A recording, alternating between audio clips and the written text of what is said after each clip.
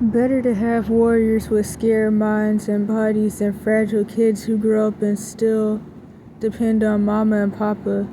Mama and papa will die someday. Grown up baby man or baby woman still drinking milk. And if I remember what video this was from, I'll put in the description, but I'm pretty sure it was called something like I've studied over 200 kids and something parenting style, something like that.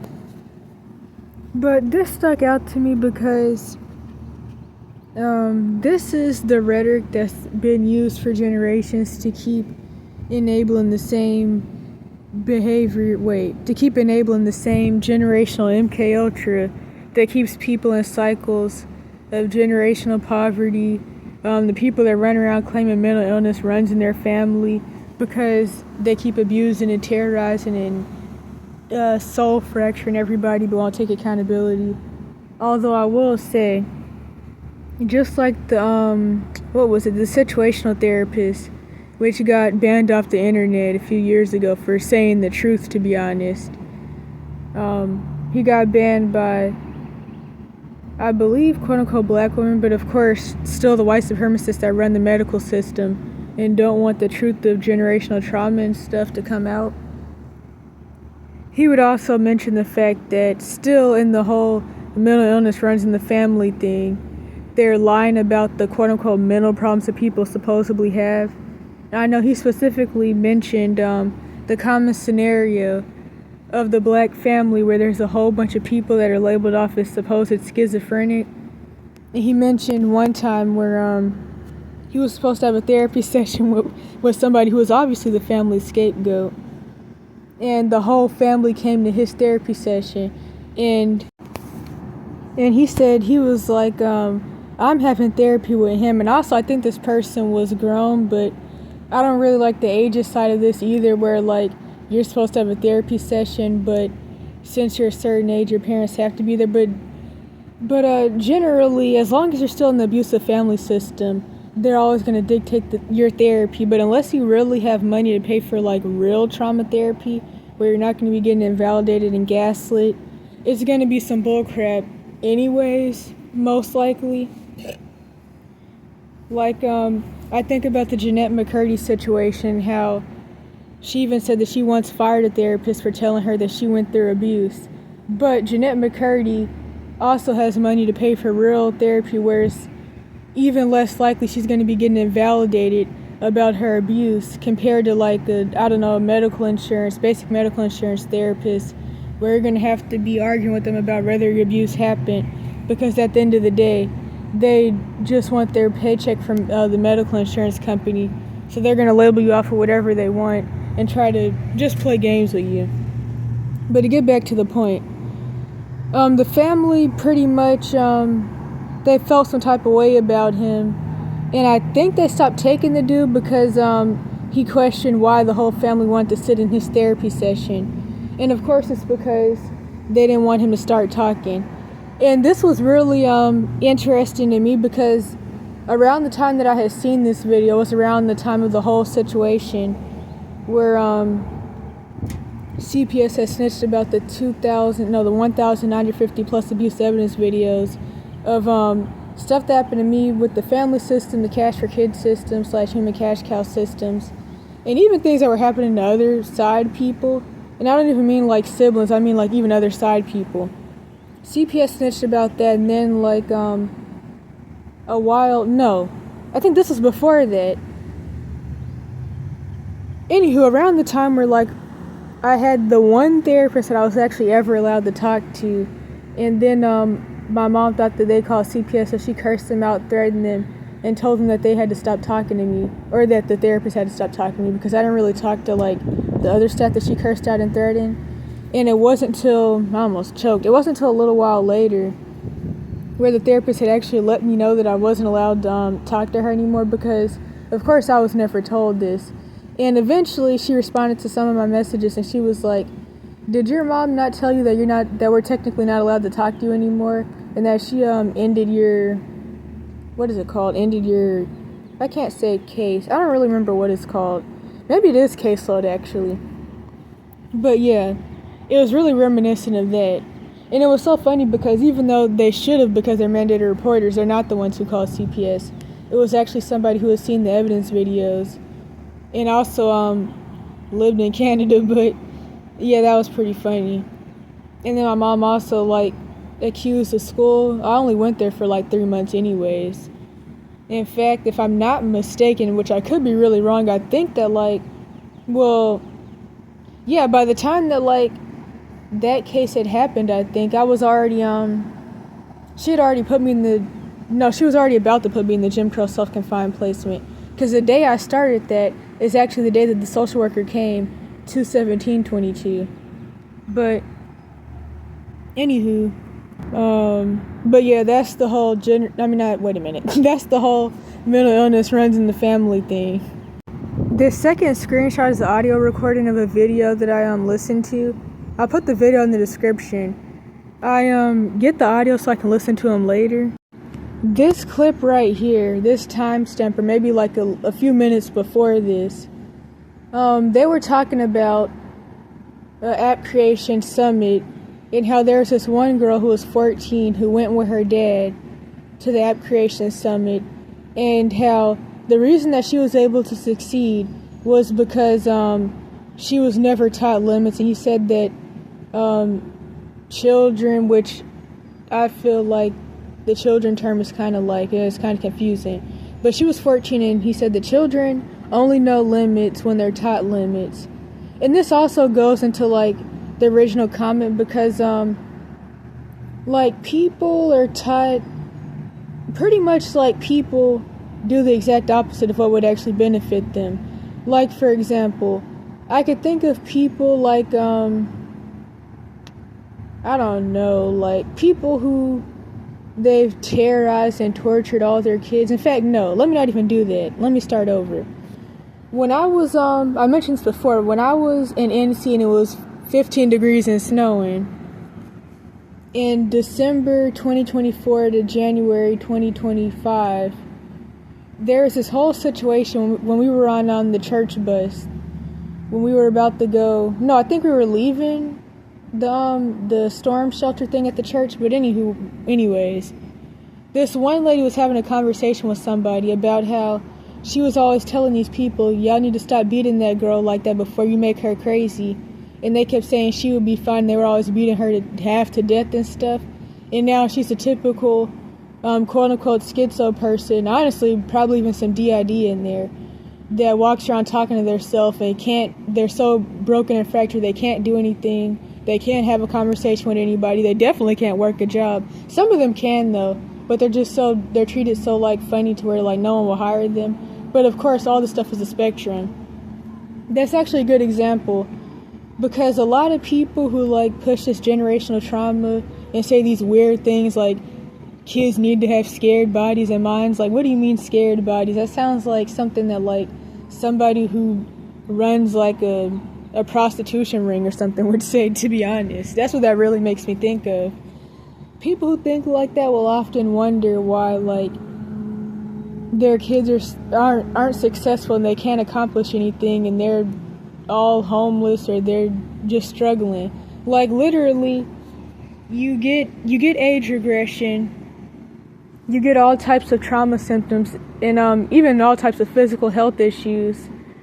And it's then also you're commonly going to go through emotional incest, enmeshment, surrogate spousing, parentification, infantilization, which people use that term to say, oh, people are being too nice to their kids. That's not what infantilization is. Infantilization is actually an abuse tactic where you're purposely not taught basic things to take care of yourself. One example that I always use is a 20-year-old who's not allowed to use a microwave by themselves. Or I could even say the 7-year-old who isn't allowed to do that, because I feel like that's something you should know, even at 7 and 5 and stuff. The 14-year-old, I think Jeanette McCurdy did mention something like this in her book, I'm Glad My Mom Died, because I saw it while I was just flipping through the pages in a bookstore. I believe Barnes and Nobles, maybe Target. And 14, not allowed to wipe your own butt. Stuff like that. That's infantilization abuse. That's not the whole people just want to be their kids' friends thing, which I have a whole video about that actually. And the thumbnail is Elsa and Spider-Man, because I also mentioned the Elsa and Spider-Man chomo bullcrap that probably still is really prevalent on YouTube Kids. But anywho, I talk about how people say that when they're trying to claim that somebody isn't abusing their kids how they need to be, but those people are still torturing and essaying and strangling their kids and stuff. And being your kid's friend is never being your kid's friend. It's always toxic and abusive. And it's, one, it means that the parent is age regressed themselves, but overall, the parent is just like forcing all of their insecurities and telling their kid all their business. Like, the recent situation that I mentioned with the lady I met who once told me, "You're too opinionated to be a child who's never had sex before." Yeah, she was always coming to me, telling me about all types of stuff and asking me for advice, but she didn't want to take the advice because, for one, we were raised in like two different cultures, really, but that's kind of a side thing, and I don't want to like go off on a rant. And I'm trying to think of what else I could throw in here. But yeah, like, the people who don't go through all types of horrors and hills and aren't spending most of their life trying to figure out how to escape and trying to figure out how to do basic things because they went through infantilization, or maybe they developed so many health issues they like they can't really do too much of anything. Like, I think about another lady that I mention often, born into the usual bloodline that does high level SRA traffic. Yet she has to spend the rest of her life running. I don't even know if she's still alive, actually. I've been trying to figure out, but anywho, she developed a couple autoimmune diseases. One that I can remember is Lyme disease, from all the abuse she went through and the medical neglect. Although in higher level traffic there are doctors that work in there, but how well they do their job, I don't know. I feel like they mostly focus on like things like the childbirth and all that stuff. But yeah, so stuff like that. And it's like, when you finally meet the 1% of people that haven't like spent their whole life being beat on and strangled and screamed at and told that their goals were bullcrap and they can never accomplish them, and you see how well they carry themselves and how much they don't doubt themselves, and they're not easily gaslit, they don't self-gaslight, they don't have cognitive dissonance and imposter syndrome, and etc., etc. When you see those people every once in a blue moon, it's like, dang, how could the world could be a better place if like more people were actually raised like how they were actually raised. But you don't even meet people like that often. Like, they can just like go like apply for a job and not have to or they can really just do a lot of things, like even go to school and not have to doubt themselves the whole time. Like, one thing that's commonly said about quote-unquote black people or triage Sherelle is that, one, especially when it comes to like quote-unquote white guys or even guys of other ethnicities or whatever in the world with the stupid black and white labels that get with quote-unquote black women, is that due to like them being raised in a lot of trauma, obviously, it's very easy to get them to date you because all you have to do is compliment them, because they spent their whole life most likely getting like insulted by their mom or their mom had whatever going on and their dad wasn't around. That's not the case for me, but that is the case for a lot of people. In fact, a lot of people in general of different ethnicities don't have dads, or they just have two toxic, deranged parents these days. But anywho, so they spend their whole life getting insulted and stuff, and people say the only thing you have to do to get with a quote-unquote black woman is say, "I like your nails," or "your hair is pretty," and stuff like that. And another example that I could think of is, trying to think. Okay, I'm trying to remember what I was thinking about before I mentioned the black woman example, but I will say, I've never watched the movie, but I've seen plenty of clips, and the movie Precious comes to mind with that example. Or at least I think it's called Precious. I know the main character's name is Precious, but I don't really know if that's what it's called. Okay, I remember now. Another thing that's said about quote-unquote black people, or more so especially Judah tribe Bantus in America, is that they quit really easily. Like, not a lot of endurance, because they start like doubting themselves and feel like they'll never be able to do it, or this will take too long, or I can't do this, or my parents don't believe in me, so blah blah blah blah blah blah blah. we're said to quit really, really easily and to give up really, really easily on things. Then the whole no sense of self thing and not really knowing what you want to do. Or maybe you do or you did at one point, but you got so used to have to like play surrogate spouse, mommy, daddy for like your parents and be told that you wouldn't be able to do certain things or have to like your parents were living vicariously through you and they were making you do the things that they wanted to and want to accomplish, to where you kind of like lost your whole sense of self, which also everybody has splits and fractures, or everybody has a level of DID anyways. Some people more than others, so pretty much everybody has MPDs from like trauma and stuff, so that makes it even harder to really have like a main sense of self, but that's kind of like a side thing, but that goes hand in hand. And so anywho, to get to the point, you're lost in the world and like you don't really know what to do because you've never really been allowed to like have choices for like anything, and anytime you did like have a goal for something, you were always made to feel like it was impossible and you never be able to accomplish it. And I think that, this is also why I know that like politics is overall bullcrap and like the left-right mind herding is like mess to keep people pretty much in the divide and conquer. But overall, one thing that I could especially think about with this is that this is also why a lot of people went into the black conservative movement. Not that I like the black liberal socialist stuff either at all, but a lot of people went into like the Hodge twins type stuff because they got like so pretty much they know that like generally they were only traumatized by their family, but they're always made to like have their mind focused on this slavery mess, even though everybody's not even a slave trade descendant anyways, but they always had their mind focused on like the slavery mess and like this quote-unquote white people this, white people that stuff. But after a while they get to a point where they're tired of hearing mess like that because they know the only person that's actually done anything to them and sabotaged them and ruined their life is their quote-unquote black family,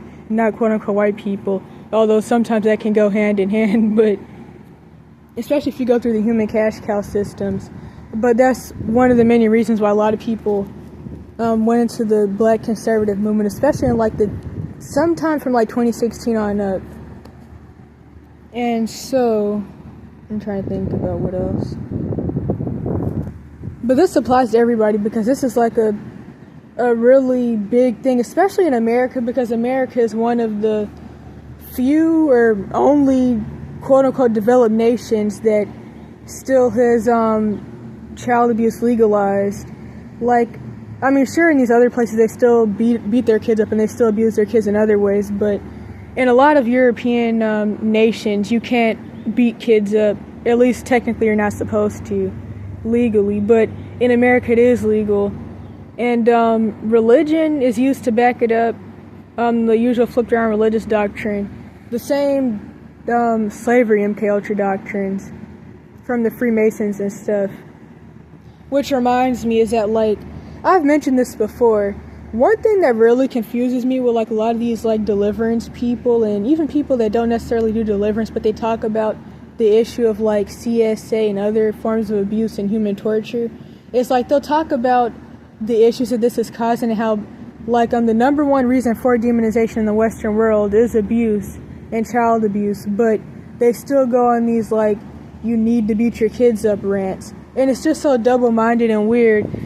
And it's like that's why like I already didn't like religion to begin with because it is the NWO, and also they don't believe like any of the things that they say they do. Like I know in mainstream Christendom they don't even believe in like the supernatural demons. Plenty of them don't believe that people who believe in quote unquote God can have demons. Someone just like said something to me like the other day, and this was online though, about how generational curses aren't real and just a different bullcrap that people are taught in Christendom that is just false in general. But it's like it's all just really weird, and it's like the more you know, the more you really just can't listen to it. It's just all weird, really. It's just really weird. But the double-mindedness there is very interesting to me. Like I remember one of the things that stuck out to me about the Stephen Darby dude is that he would actually speak on some of these issues, especially when it came to CSA. in CSA in the community, and like why kids were ending up turned out. Like that's something that people weren't allowed to really talk about. People were just taught to do the whole what can I say? Because this is probably like a bad place to even record this at anyways. But people were just doing the unalive, quote unquote, FAGSs and stuff like that. But nobody was actually talking about why people were turned out, or some of the reasons anyways. But then it's still like, people like that still go on like the pro-abuse rant. And it's interesting because I even remember one video where like he talked about how starting at like 5 or something, he was really scared that he was going to pass away because his friend passed away because her parents put her in like a bathtub of boiling water, and she like boiled to death pretty much, which is like horrifying. But he mentioned how like that put a lot of fear in him because no one ever explained the situation to him, and he was like, well, if she was 5 or whatever in the world and she passed away, then that means I can pass away too. But it's still interesting how like there's so much double-mindedness with this stuff. It's like people, it's just keeping the cycle going, like normalizing abuse and stuff while still being the person to have to go running. You be the few people that are even casting out demons. Be the few people that are running to go cast out demons after people get possessed or demonized from trauma and abuse, but then still like normalizing it. It's kind of like how it makes me think about how the medical system is like a revolving door. It's actually all really interesting. And I think that one of the biggest things going along with this original comment is that abuse is just too ingrained into people, and trauma and terrorizing people and trying to have control and have power over people. It's just too ingrained into people. People literally have kids to have somebody to beat on an essay and dress up like a baby doll. And it's all really interesting. Like the Chomo Shane dude that was getting the police to help him sexually harassing me those couple months back on the other side of town. One of the things with that is that he bragged about being in love with me and his own kids. And he also once talked about how his parents essayed him and how much he hates the Menendez brothers and how they shouldn't get out of jail, which makes sense with the twisted mindset that he has going on. And he also would talk about like how his parents raised him right by beating on him and making him sweep the porch all day and stuff like that. And it's like, honestly, if his parents are still alive, they really shouldn't be. And then he's passing out the generational trauma. And this is one of the issues of cognitive dissonance. I've talked about this for years, especially since the abuse evidence channels at 14, but even before this. But like, I've talked about the issue of cognitive dissonance in these situations for years because, for one, something that people used to say, especially during the Dr. Romney era, I guess I could call it. Now the term quote-unquote narc is so overused, but I don't like psych labels anyways. I'd rather just say schizo-narc or really just Jezebel or Marine Kingdom agent. There's a couple different types of Marine Kingdom agents though, but I'd rather say that. But anywho, people would talk about how these types of abusers hold their parents or whoever that messed them up in the highest esteem. Like, for example, if you've been here, probably not, since the abuse evidence channels, and you've seen the videos of my mom's boyfriend especially, he was definitely treated very horribly by his relatives. In fact, his mom was probably essayed, to be honest, but she had him as a teen. I don't think the issue is the age that people are having kids, but the reason and by who. But I wouldn't want to have a kid, so not right now, so I don't know, but I don't really think age is a reason still. Or it's not the issue, I mean.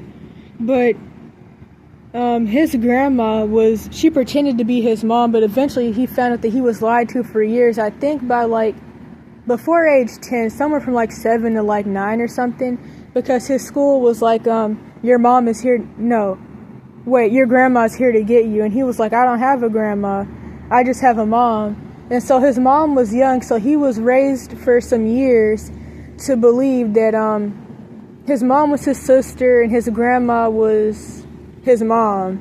And then his dad was rarely there, but he was really abusive anyways. And then he got beat to death by his grandma all the time over stupid stuff.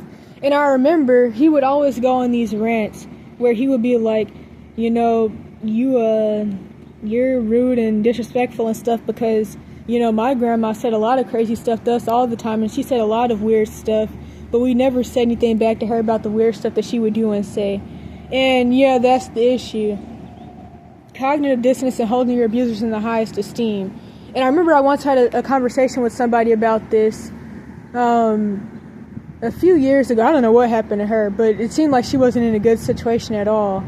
But she talked about how, like, these abusers will, like, they'll beat on their newborn, they'll beat up, like, for example, in my evidence videos, they'll beat up the dog. The dog wasn't our dog, though.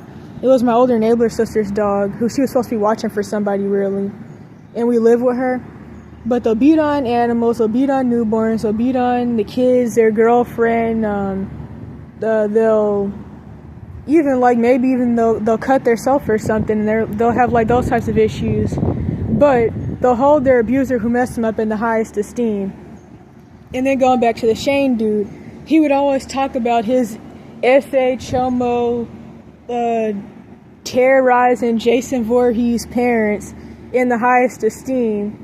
But yet, they mess you up so bad that you like your own kids, you're terrorizing people, you're getting the police to help you sexually harass kids, you really don't even need to be working at where you're working at, you're looking in the women's bathroom, looking in the men's bathroom. He has all types of stuff going on, but he holds his parents who messed him up in the highest esteem. And my phone's almost dead though, but this is like, I'm trying to think if I have anything else to say, if I want to, like, just cut it off here, because I don't want this to go all the way dead yet, but I'm trying to think. Oh yeah, my Weapons Are the New World Order video from, like, I guess a year ago at this point. So I mentioned a couple things in there, but one thing that I mentioned is, like, how on social media you can, like, especially if you're, like, clairvoyant or clairaudient, you can really see, like, the trauma in there. But I specifically talk about my dad, which I have a whole playlist about different situations that happen revolving around my dad. But one of my favorite videos on there is I think it's titled, like, All Over One Man or something like that, where I talk about how my brother-in-law, my mom's boyfriend, my siblings, of course, obviously my one full sibling, because that's supposed to be her dad too, but there's a lot of bullcrap with that whole situation with him treating people funny. But, oops, crap, hold up. Anywho, I talk about how I was treated like crap by everybody around me because I had or have a dad, quote unquote. But realistically, most people raise themselves anyway, so, I mean, the parents are there, maybe, but you still really don't have jack but yourself at the end of the day. And the only person you're ever really going to have is yourself, but that's a whole nother video. But anyhow, I went over this one post that I came across where my dad talked about how his grandma, I didn't even know he had a grandma, but she used to get him to get a Switch or something. And then another thing that I think about is, like, that I want to throw in really quick is all the enmeshment and emotional incest. Now, even before I started doing more research, by 14, I kind of started at 12, like, researching, like, the DSMV, because that's when I started going through the Cash for Kids system. So I started researching, like, the mental label stuff and CPTSD, but by 14, I found out about PDs, long story, and then more about CPTSD and emotional incest, enmeshment, infantilization, surrogate spouse, and parentification, etc., etc. But before that, ever since I moved in with my grandma, and my dad lived there too when I was 8, or he lived there too sometimes, I always felt like they were secretly dating. Like, it never really seemed like they were just like that was his mom. It always seemed like they were dating. And then once I found out about the terms emotional incest, parentification, surrogate spouse, and even covert SA, I forgot that one, I think. Then it all made sense. And this goes into the whole mommy's boy stuff, and, like, how a lot of women, they raise their sons, maybe even their daughters, to be their boyfriends. And I have a whole video about this from 2022 in the anointed prophetic autism, racial autism, BPD-PD, something playlist, because I can't remember the full title. I re-uploaded one of the videos from the abuse evidence channels about the whole thing with my older scapegoat sisters that they drove insane a little while ago. Of course, it took place over the course of years. In the situation with all the covert essay and all types of horrible stuff with her and my nephew. And how, like, once she started to, like, fall apart even more, whenever she wanted to go somewhere, my nephew was, like, 7 years old or 6 or something at the time, by the way. Or I would say mostly, like, 6 to 9. Whenever she wanted to go somewhere, oh, my son needs to come with me because my son's going to protect me. Whenever somebody knocked on the door, when she got more traumatized or she fell apart from the trauma more and she got more paranoid, when somebody knocks on the door, my son's gonna go answer the door. When she's too scared to take out the trash, my 7-year-old son's gonna go take out the trash for me. That's how this stuff goes. And so with my dad and grandma, like, he would always tell me about how, like, when he was 14 years old and his mom was about to give birth, he drove her from North Carolina to South Carolina. From, I think, somewhere near, like, Raleigh, North Carolina, all the way to Bishopville, South Carolina, to go see somebody, to go have the baby there, and something else I can't remember. So he would tell me stories like that. His mom also, like, really didn't even like him like that because, like, his sister, his younger sister, is a golden child, and also she's a golden child because I'm pretty sure she's a millionaire, but I'm not really sure, but it seems like it. She's definitely like a millionaire secretly. And her husband, she married him like somewhere around 2016 or something. No, maybe 2014. I can't even really remember, to be honest, but he was a football coach, and I'm pretty sure he was already a millionaire when they met, and she already had money. And then eventually, like a few years ago, she got into real estate. But before, she was like a makeup artist and a hairstylist and some other things I can't remember. And something about some fitness something. And so, anywho, my grandma still likes her more because she's accomplished stuff. But due to my dad's trauma, which I forgot to say, as a teenager, he was also sex trafficked by Luciferian lawyers and judges and police officers who also sex trafficked their own kids. And they would, like, inside of their mansions, they would, like, have pictures of, like, their sons with, like, no clothes on with, like, other people's kids. And then there was this one time where they told my dad that if they let him, if he let them sodomize him, they would drop his charges. And his mom couldn't do anything for a lot of reasons. There was not really much she could do. And then also she was kind of a kid herself, and she was like a female. So they told her brother, and he's a Mason. I don't know if he was then, to be honest. I'm not really sure how old he is either, but he lives in Dubai. No, he did live in Dubai, but I think he moved back to the U.S. But with all the stuff going down, he's probably going to move back to Dubai soon, maybe, but it depends because, like, the war stuff. But I think he's above 33rd degree, but he did something about the whole situation or threatened them or something. I don't really remember, but I forgot that part. And that's actually, like, a big key part in this. And then all the other side essay, because his first girlfriends, just like with my mom, her first boyfriends were chomos. And I mentioned in my different videos about paraphilias that oftentimes people, they'll start off dating chomos, but they'll eventually, like, start getting with younger people. And it makes me think about this one video. I can't find it now, but there was this lady who, like, sold explicit quote-unquote toys. I don't even know how I came across her channel. This was when I was younger, though. And she did, like, interviews with people that had been essayed or that had gotten in trouble for, like, essaying somebody else. And there was this one dude, and people were pointing out how, like, I think this was the same video. People were pointing out how, like, the way he talked about his relationships with kids was, like, as if he finally felt safe, but the way he talked about his relationships with other adults is as if he was a victim. And this also goes into, like, age regression and being developmentally delayed and stunted at a certain age where your trauma happened or where the worst trauma happened. And so what was I saying with that? Oh yeah, this goes into, like, how my dad, which is a common generational curse anyways with like Triashirel. You see it with like the little Wayne, the little baby, young this, little that, baby something, YNW, stuff like that. All that revolves around baby boy programming, which is a form of MK Ultra.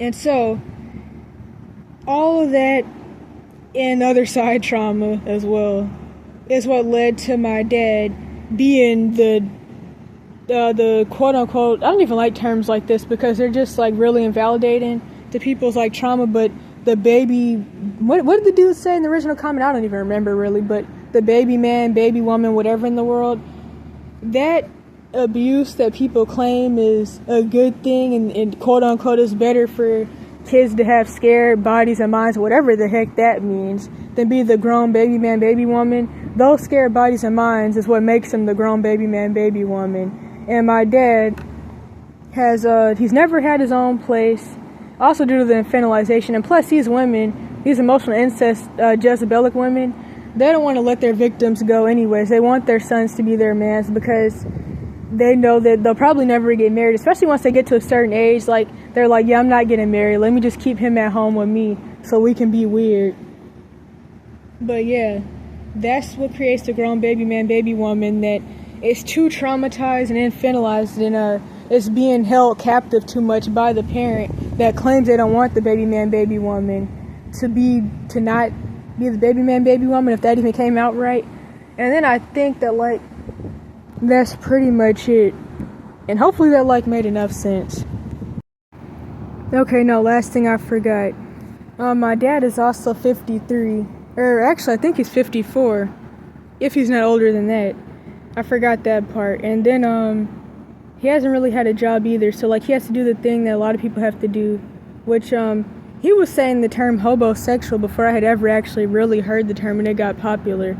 But yeah, that's what he was always considering himself. In fact, I've mentioned this before when it comes to cognitive dissonance and desperation and how people stay stuck in cycles of getting raped and stuff because of desperation and having trouble like figuring out some way to like provide for themselves. It's actually really common for a lot of men and women to have to do the boyfriend-girlfriend thing for a place to stay and just to stay afloat until the next DV situation outbreaks, and then they have to go find some other boyfriend or girlfriend to stay with, or they get kicked out or whatever. But the people who aren't willing to do this and also aren't willing to like stay with chomos either are the ones that are always going to be bashed as like the homeless bums, quote unquote. And lastly, because I almost completely forgot this, my grandma had she was kicking me out and like she wanted me to go stay with my mom at like 9 and 10 and stuff, but I went at 10 for like some months, and then my mom had like, she didn't want me living there, and so then I went back with my dad. Then when I moved to my mom again at 12, that's when the Cash for Kids system stuff started.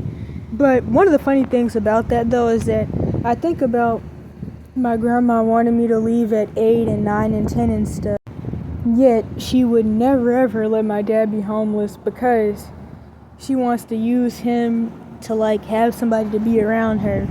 So yeah.